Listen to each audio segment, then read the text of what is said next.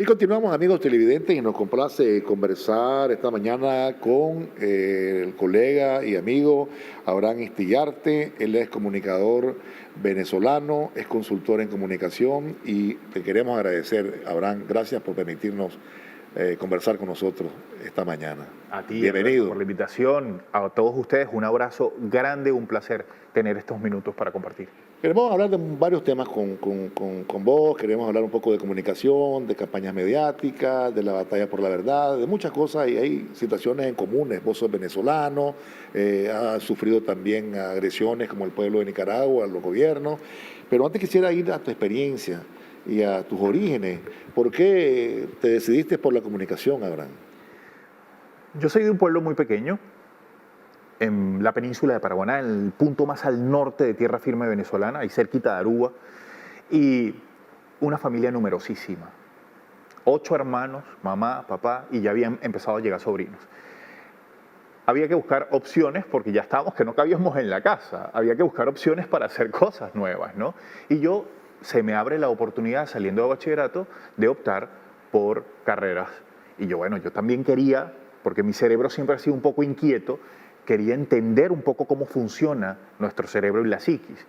Opté por psicología, por sociología y por otra carrera que no me acuerdo cuál fue, pero jamás periodismo. Eso no estaba dentro de mis opciones.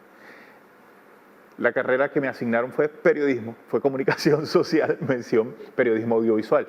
Cuando yo vi eso, entré en conflicto porque yo dije, pero yo no quiero estudiar periodismo.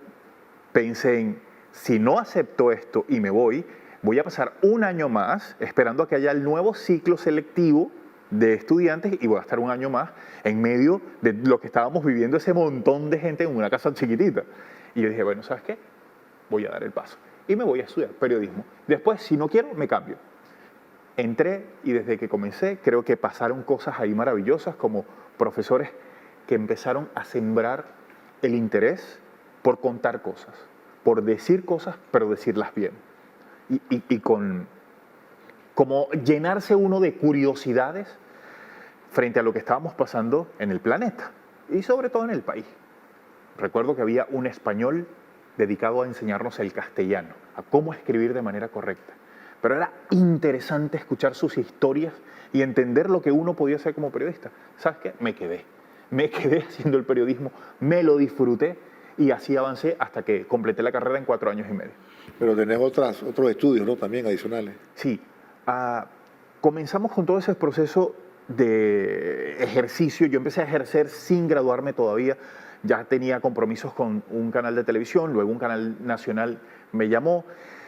Nace Telesur, fundamos Telesur y yo empecé a entender que habían necesidades adicionales de entender a la América Latina y entender a Telesur como concepto. Y yo dije, tengo que estudiar a América Latina. Me fui a Colombia a hacer una maestría en estudios latinoamericanos, la política, la economía, la vida en sociedad, pero a entender América Latina también comparada con el resto del mundo, con Europa, su relación con África, su relación con Estados Unidos, la manera de nuestros organismos internacionales, cómo funcionan y nuestros países en relación a eso, ¿no? Interesantísimo y bueno, para mí es un cúmulo de conocimientos y de formación que me ha servido siempre para contar verdades. Tenés una vasta experiencia, mencionaste Telesur, ¿verdad? Ahí hay coberturas memorables, como acompañar al presidente Zelaya durante el golpe, ¿verdad? Que lo sacó del poder por orden de los gringos, y otras coberturas. ¿Ahora qué estás haciendo? Ahora tengo una escuela, se llama Escuela para Comunicadores Exitosos. Nos hemos dedicado a formar hermanos y hermanas que son muchos colegas periodistas, pero otros no, se dedican a hacer comunicación sin haber pasado por una escuela de comunicación.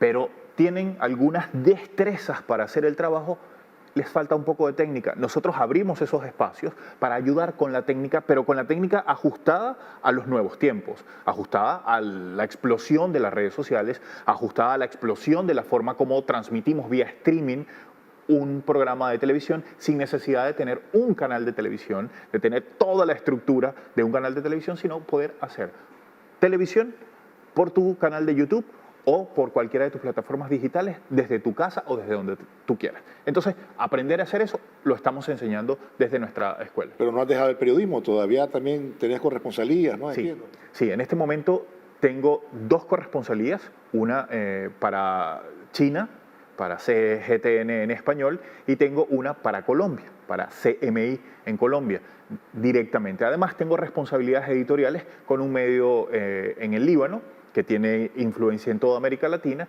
y ahí me mantengo conectado con el periodismo de manera permanente. Entiendo que has tenido varios encuentros de intercambio con nuestros colegas comunicadores, es decir, comunicadores del Poder Ciudadano. No es la primera vez que estás por aquí, ya has estado en varias ocasiones. ¿Cuál es la reflexión que puedes hacer acerca de estos encuentros y cómo encontrar, ¿verdad?, las labores que se desarrollan en términos de comunicación en el país? Mira, mi proceso de aprendizaje también se enriqueció mucho con la experiencia en Nicaragua. Yo comencé a venir a compartir con colegas este trabajo de formación desde 2017, antes de que hubiese ese intento de golpe de Estado contra el comandante Daniel. Conocí un grupo de colegas diversos, amplios de pensamiento, que buscaban cosas, pero que estaban en un país que estaba en auge completo. Si recordamos aquel momento en el que el Fondo Monetario Internacional y el Banco Mundial hablaban maravillas de la forma como estaba evolucionando la economía nicaragüense, y de verdad, cuando uno andaba por la calle veía cosas, el cambio se sentía ahí de manera maravillosa. Y esos colegas estaban en ese entorno, sumidos en esas novedades a las que estaba también entrando Nicaragua en esos tiempos. Compartir con ellos, y luego que se dio el intento de golpe de Estado y ver toda la ruptura que ocurrió dentro de esos grupos, pero además la fortaleza con la que salieron otros colegas periodistas a defender su tierra, a defender su país, con la palabra, con la verdad, con el reclamo, para mí fue muy interesante por una razón, porque yo lo viví en 2014 y lo viví en 2017 en mi país, con el presidente Chávez, bueno, desde 2002, cuando le dieron el golpe de Estado al presidente Chávez, pero 2014 y 2017. Y fue muy interesante entonces traer todo lo vivido, todas las experiencias de agresión para tratar de callarnos a quienes estábamos contando la verdad, defendiendo nuestra soberanía y nuestra tierra, y ver que estaba pasando exactamente lo mismo en este país. Para mí fue riquísimo, además, ser parte de contar eso, de ayudar además a contar mi experiencia para ver de lo que yo le contaba qué servía a quienes estaban en la lucha por la defensa de la verdad. Me recuerdo que estábamos en el 2018 cuando le intentó una golpista fallida y conversábamos con vos. Y lo recuerdo perfectamente. Y avisabas de qué había ocurrido allá. Y avisabas de cosas que aquí iban a ocurrir también.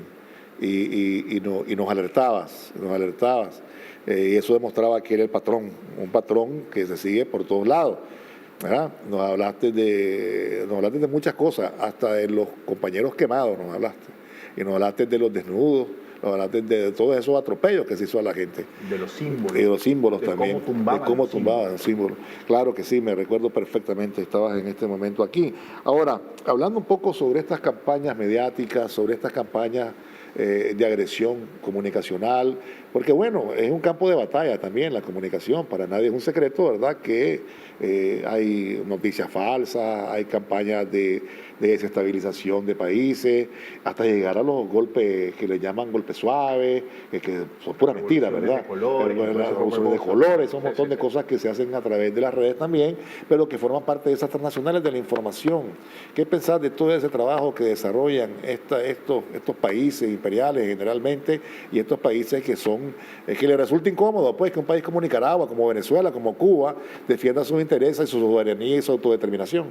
Mira, en este momento, creo que la generación que está en este momento recibiendo información se ha dado cuenta de lo descarado que es Estados Unidos, que ya no le importa que se le demuestre que ha estado con las manos sucias detrás de cada uno de los procesos de desestabilización de muchos de nuestros países. en Ucrania. ¿Qué está viviendo Ucrania en este momento? ¿Por qué llegamos a este momento donde Zelensky anda con esas características y hay un apoyo de Occidente sobre Ucrania con esas características? ¿Cómo llegamos hasta ahí? Estados Unidos ha estado presente en todos los planes de desestabilización. Hugo Chávez. ¿Qué pasó con Hugo Chávez? ¿Qué pasó con la revolución bolivariana? ¿Por qué razón un país tan pequeño y con un ejército modesto, sin agredir a nadie, es nombrado como una amenaza inusual y extraordinaria para la primera potencia mundial, económica, militar de este planeta? ¿A quién le cabe eso?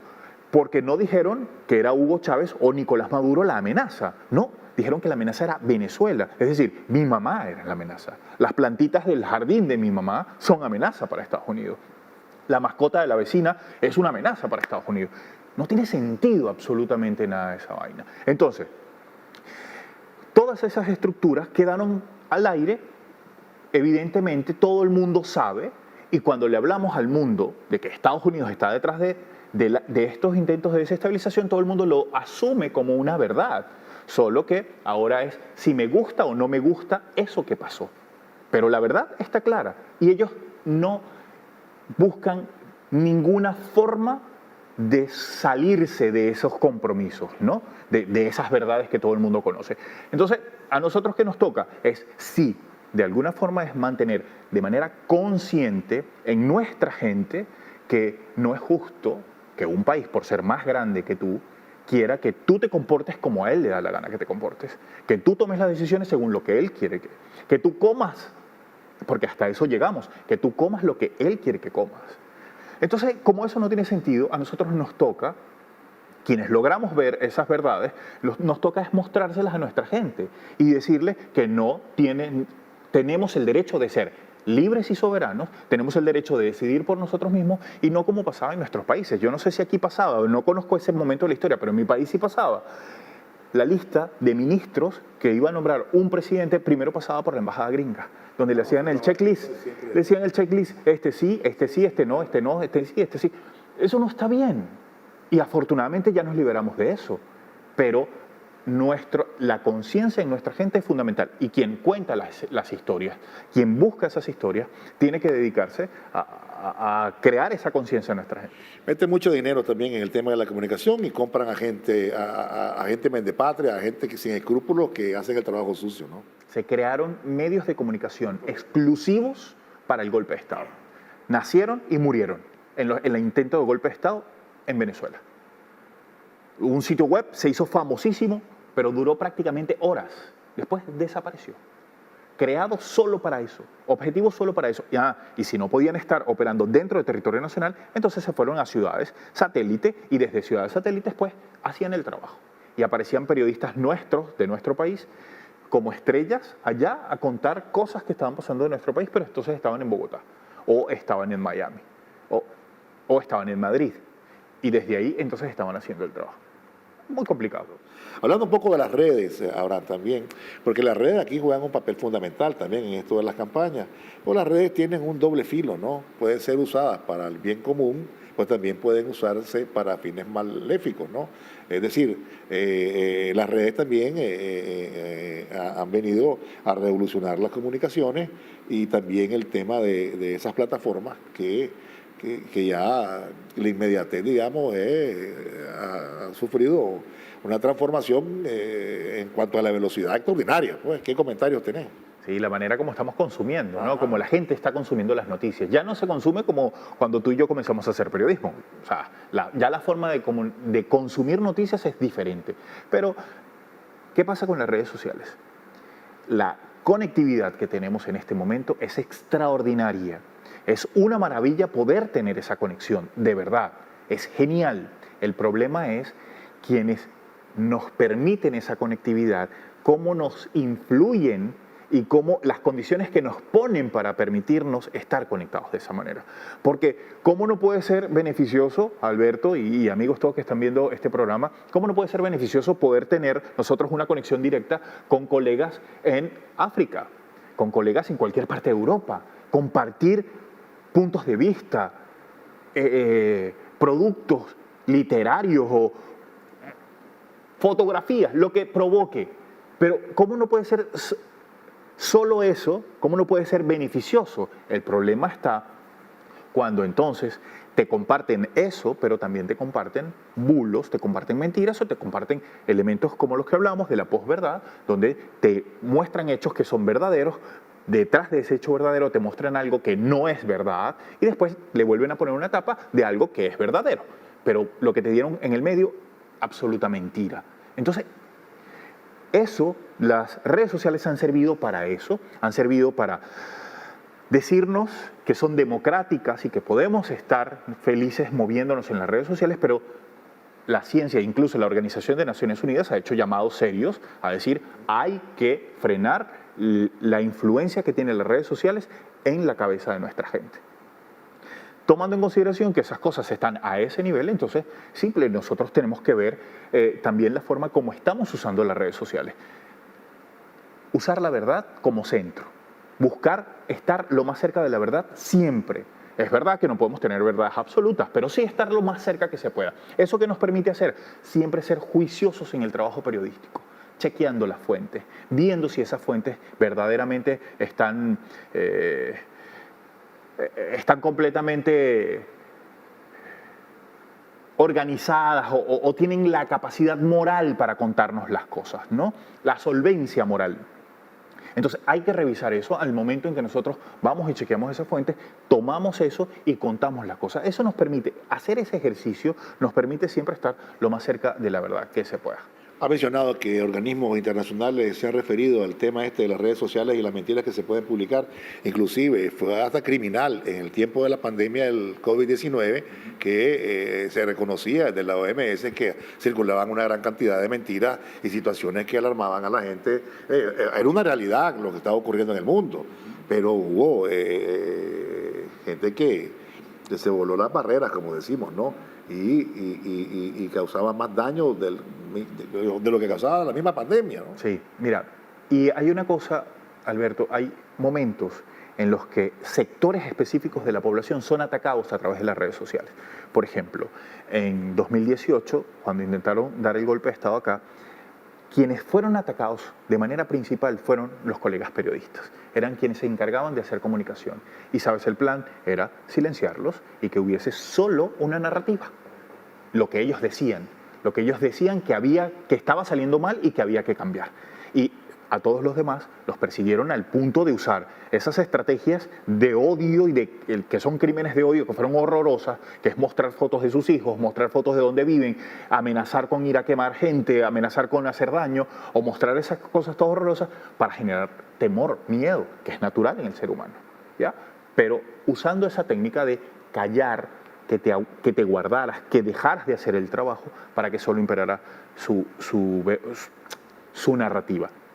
¿Eso qué implica? Que nosotros hemos ido en el tiempo conociendo también el uso de la herramienta, la forma como entra a nuestra cabeza y también en la medida en que tenemos la información, eso se convierte en poder para nosotros, porque ya nos hacemos menos vulnerables a ser influenciados nosotros y ya entendemos que por lo menos nos podemos convertir en una especie de barrera de ese tipo de ataques para nuestro pueblo. Eso es un tema. Ahora, con el cuento de la imparcialidad y la objetividad periodística, ¿verdad? Y en las comunicaciones eso para mí no existe, ¿no? Nosotros no somos imparciales y siempre lo digo, lo que no somos es mentirosos. Ajá. Hablamos con la verdad. Okay. Sin embargo, esto se aplica para los medios, ¿verdad? Todos tienen intereses, las grandes transnacionales. Ya vimos que acompañaron a la invasión de Irak bajo una mentira monumental acerca de armas de destrucción masiva que nunca existieron. Y también esto está ocurriendo en los que administran estas plataformas de comunicación. Hay de alguna manera también una violación a esos principios que hablan ellos de imparcialidad, que le damos la voz a todo el mundo, porque hay cierres de cuentas, acoso, persecución. ¿Qué pensás sobre eso? Mira, parte de los grandes de los que tú y yo hemos aprendido, García Márquez, por ejemplo, Kapuscinski, haciendo análisis acerca del trabajo periodístico, han sido claros. No existe en el planeta ningún periodismo sin intención. Todo el periodismo tiene un objetivo. El objetivo, por lo general, es influir en la cabeza de alguien para cambiar algo. No hay periodismo sin intención. Entonces, ¿eso qué significa? ¿Eso qué significa? Si tú te pones a buscar a alguien de esos que dicen que son periodistas independientes, tú te preguntas, ¿independiente a qué o independiente de qué? Porque tienes una vinculación a algo, de algo vives, en algo crees, tus valores vienen de un sitio, tienes una vinculación religiosa o política en algún lado y eso va a aflorar en tu trabajo. Así es fácil. El periodismo, uno se arrima al sitio donde va a hacer periodismo en las cosas que uno cree, en donde uno quiere hacer periodismo. Entonces yo creo en esto y estas son mis verdades, yo voy a trabajar aquí y aquí es donde estoy y aquí es donde quiero estar. Así funciona. Así no funciona todo. Hay uno que otro equivocado, que anda por ahí, que se equivoca y se mete en la empresa que no le conviene. Pero así funciona en el mundo entero el periodismo, ¿no? Y tú lo ves, por ejemplo, cuando empezó esta situación entre Rusia y Ucrania, tienes que revisar los primeros 5 días lo que hacían las agencias de noticias, todas. AFP, EFE, Reuters, AP, todas. Los titulares eran prácticamente los mismos. Era contar una historia de la misma manera. Y era que todo el mundo en el planeta se enterara de algo contado según ellos tenían que contarlo. Pero ¿cuál es el problema de las agencias de noticias? Que te lo digan las agencias de noticias y que te lo digan de la misma manera. Que es que muchos medios de comunicación en el resto de nuestros países y en el resto de los países pequeños, son medios pequeños, utilizan esas agencias como sus servicios noticiosos y reciben esos cables como verdades absolutas. Y es lo que muestran y comparten. No son críticos ante eso que reciben de las agencias de noticias, sino que muestran F dice que, o muestran el titular y abajo solamente ponen esto fue de F. Y se acabó. También me refería al hecho de estas plataformas como TikTok, Facebook, ahí también no reina la imparcialidad, ahí hay persecución de cuentas, de formas de pensamiento que no comparten. Sí, y además te lo dicen. Te mandan tu documento donde te dicen que tú estás violando los parámetros de ellos, pero entonces te dicen que violaste y tú dices, ya va, yo no violé nada de eso, lo violaron los otros, pero a ellos no les tumbaste la cuenta, a mí sí me la tumbas. Entonces ahí es donde uno dice, bueno, pero ¿qué hago? Las reglas de juego son tuyas y es tu negocio. La pelea es peleando, el último que apague la luz. ¿Ah? Claro. Ahora, hablando de la inmediatez y de la parte humana, social de esta cosa, hombre, y te lo refería al inicio cuando conversábamos previo a la entrevista, hombre, algunas cosas han perdido valor, creo yo, ¿verdad? O es nostalgia de viejo, ¿verdad? Pero ya el valor de la fotografía no es el mismo que cuando crecí, que la gente imprimía su fotografía, la guardaba, había un álbum familiar, había una cinta de videos, se guardaba.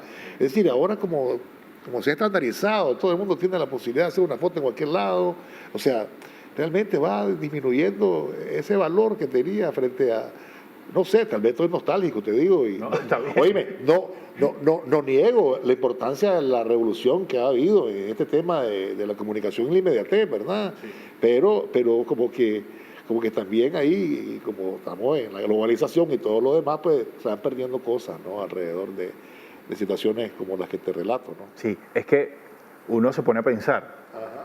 Imagínate, yo comencé a ejercer en el año 1998, 97 comencé yo a ejercer. No se podía tomar una fotografía con un teléfono en la mano, eso no existía en ese momento. Pero lo interesante de eso era el valor que llegaba a tener una foto que lograbas hacer con tu cámara. Por ejemplo, los ejercicios que sí hacíamos con las cámaras analógicas, que así hacíamos ejercicios en la escuela, y yo andaba por la ciudad, por Maracaibo recuerdo, y andaba por la ciudad y yo hacía fotos. Y de repente, cuando me tocaba revelar, que ese es un proceso hermosísimo, cuando tú revelas tu foto y nace el bebé, que te nace tu foto y la cuelgas y se seca, y tú ves esa cosa que es increíble. Y cuando tú tienes eso y que tu profesor valoraba mucho esa fotografía, al punto que te decía, llévala al periódico y para que se publique una foto como esa. Entonces, pero ahora trasladar eso a este momento donde te contaba la experiencia de que hace unos días cumplió años mi mamá, mis hermanos y mis sobrinos estuvieron ahí con ella, Me mandaron un montón de fotos, eran como 24, 25 fotos, las vi todas, qué lindo, les mandé un mensaje, qué lindo, felicidades, bendición para mi mamá, chao, y ya, ahí están las fotos. Y yo sé que en algún lado las voy a conseguir y otra vez van a estar las fotos, pero no, aquel amor que teníamos por el pedazo de papel de la foto que nosotros hicimos ya no existe como tal. Me imagino que es por la cantidad de información que tenemos de manera regular y que sabemos que vamos a poder conseguir en cualquier plataforma, en cualquier momento. Entro a la cuenta de Facebook de mi mamá y voy a conseguir las fotos ahí porque seguro ella las colgó y se acabó, ahí está. Y volviendo a la inmediatez, tanto al trabajo periodístico, a la información válida, también ocurre que ahora la noticia, la información vive menos. Antes, pues, esperabas al día siguiente, qué sé yo, para ver la noticia ampliada. Ahora lo que ves al día siguiente, ya lo viste anteriormente, ya no necesitan alguna personalidad de utilizar un secretario de prensa o utilizar un medio, sino que va directo, ¿verdad?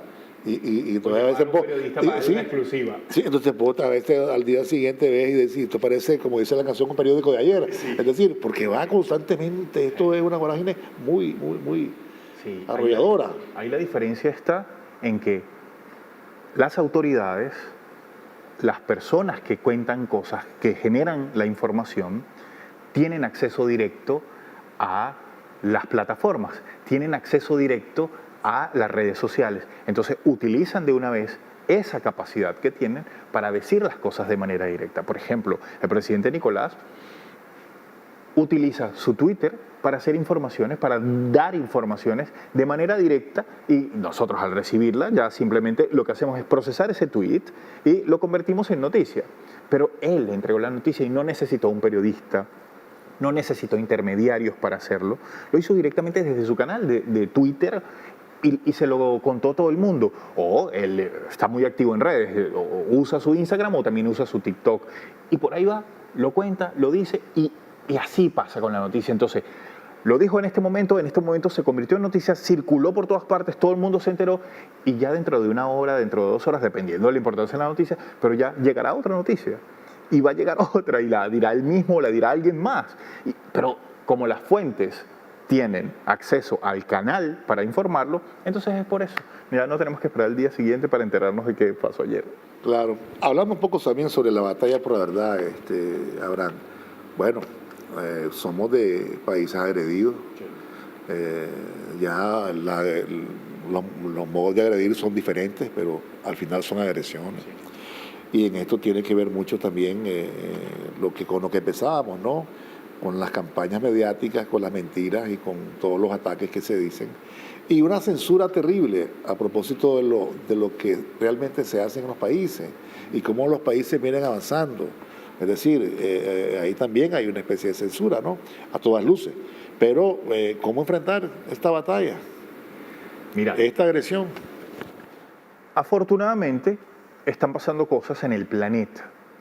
Los polos se están moviendo, el poder se está moviendo y han entendido que la cultura de la información, que el cúmulo cultural y el dominio cultural de la industria cultural que tiene Estados Unidos y que tiene Occidente, o sea, el resto de estos países europeos que han tratado de decirnos que la música universal es la música hecha por alguien específico, pero ¿quién dice que una música hecha por un cantautor nicaragüense no puede ser música universal?